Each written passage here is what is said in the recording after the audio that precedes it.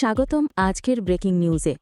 বাংলাদেশি আলোচিত ছাত্রনেতা এবং গণ অধিকার পরিষদের সভাপতি ভিপি নূর বা নুরুল হক নূর বর্তমানে গুরুতর আহত অবস্থায় ঢাকা মেডিকেল কলেজ হাসপাতালে চিকিৎসাধীন রয়েছেন। আজকের প্রতিবেদনে থাকছে কী ঘটেছিল সেই দিনে, তার বর্তমান অবস্থা এবং রাজনৈতিক অঙ্গনে এর প্রতিক্রিয়া। গত শুক্রবার ২৯ আগস্ট রাজধানীর কাকরাইলে জাতীয় পার্টির কেন্দ্রীয় কার্যালয়ের সামনে গণ অধিকার পরিষদ এবং জাতীয় পার্টির কর্মীদের মধ্যে সংঘর্ষ ছড়িয়ে পড়ে। এই সংঘর্ষে গণ অধিকার পরিষদের সভাপতি এবং সাবেক ডাকসু ভিপি নুরুল হক নূর গুরুতর আহত হন। তৎক্ষণাৎ তাকে ঢাকা মেডিকেল কলেজ হাসপাতালে নেওয়া হয়। চিকিৎসকেদের প্রাথমিক প্রতিবেদনে বলা হয়েছে তার নাক ও চোখের পাশের অংশে আঘাত রয়েছে। এছাড়া শরীরের অন্যান্য স্থানে চোট লেগেছে। অভ্যন্তরীণ রক্তক্ষরণের কারণে তাকে দ্রুত আইসিইউতে রাখা হয়।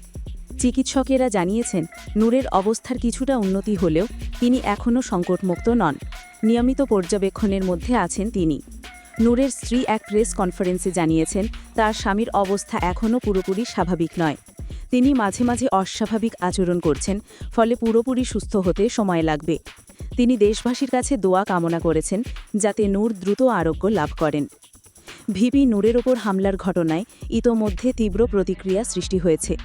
গণ অধিকার পরিষদ দাবি করেছে এই ঘটনার পেছনে যারা জড়িত তাদের দ্রুত শনাক্ত করে শাস্তির আওতায় আনা হোক।